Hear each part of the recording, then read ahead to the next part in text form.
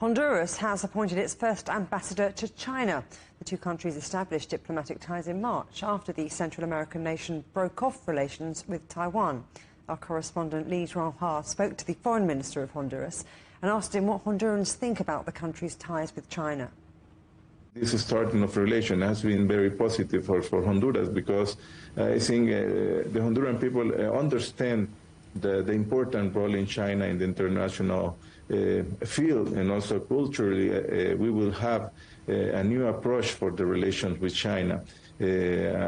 On the agreements that we expect to sign with our Chinese counterpart, it will be very important to add these possibilities related to to cultural exchange, so the Honduran people can learn more about the Chinese history and culture and their contribution to the world. And also China could understand and learn about the Honduran culture and history. I think it will be a very important link for the two countries in very separate continents that can join and work together. And how do you see the comment that Central America and the Caribbean is the backyard of the United States? And do you think that China is boosting its influence in that region? Well, I think Latin America has changed over the years, in Central America and the Caribbean. Unfortunately, yes, we cannot deny that in the past, in the 20th century and at the end of the 19th century, unfortunately, the countries in the region has been playing a role that is directed to the influence and intervention of former U.S. governments. But I think Latin America has changed over these years.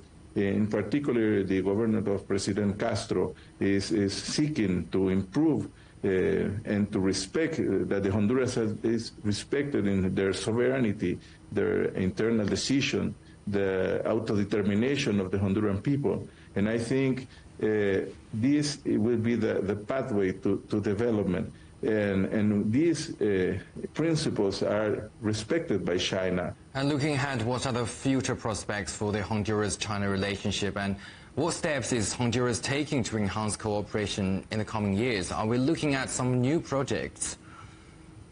Yes, indeed. I said we have certain priorities that are directed to develop new possibilities for the Honduran people, fighting poverty, fighting against exclusion, fighting for the equality of the Honduran people, and fighting many problems that we have faced historically. And I think China, as I mentioned, will prove a very important role in developing new possibilities for enhancing the Honduran economy, enhancing its development, and also the capabilities of find new infrastructural projects that can change this reality, mainly in the issues of transport, ports, and energy.